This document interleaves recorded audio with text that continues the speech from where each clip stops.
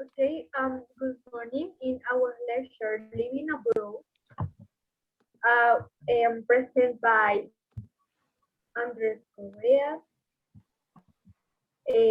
Mónica León, Natalia Godoy, and Felipe Pineda, we will tell you about some of the experiences and troubles we had when traveling to other countries um, during a long lecture.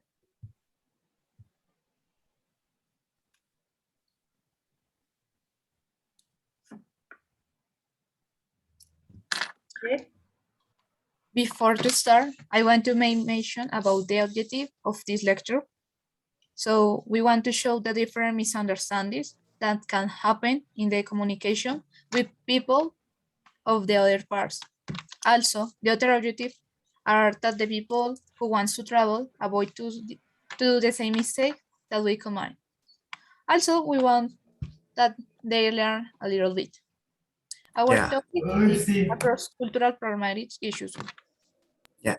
The population that we want to present this presentation is young people that want to travel maybe to work or to study. So for starting, I'm going to explain this concept with an example. A person can have a cultural issues when this person is in a different part. So depending on the part, the people can different approach. Well, a cross-cultural conflict can have place when the person has an inappropriate verbal, nonverbal behavior towards another.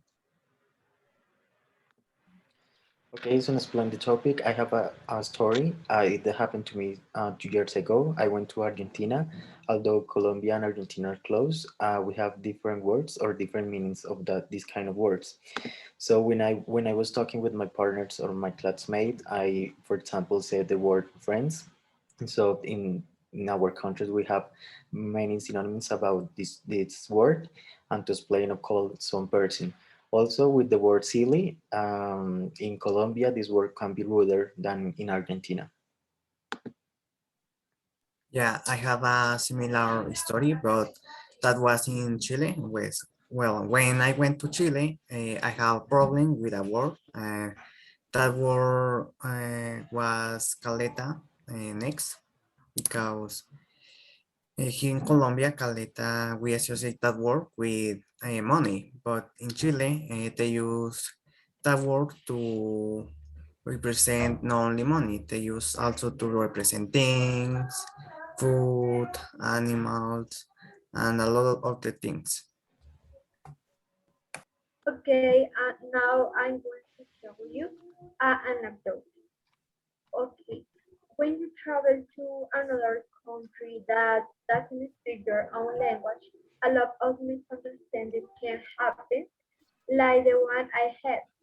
One day I went out with my friends to lunch.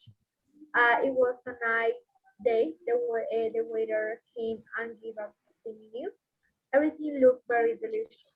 And I remembered that I had not eaten something that reminded me of my country, Colombia, for a long time. So I checked and asked to the order as my friend did. After a while, 20 to 25 minutes, the waiter came with our order. To my surprise, he delivered a bar of soap instead of delicious soup. Hi, I want to share my anecdote. So with my experience with a cross-cultural issue. When I visit London, I didn't know that the people doesn't like to be great with a kiss in his cheek. Instead, they prefer great less close. They prefer to be taken by the hand. So my colleague explained that. Another thing that I want to add is sometimes the slang can create a cross-cultural because sometimes it's hard to understand and some people have a word answer. Okay, as a conclusion, and as we have just said, we think that this topic of this cross cultural is too important when a person is going to do a trip.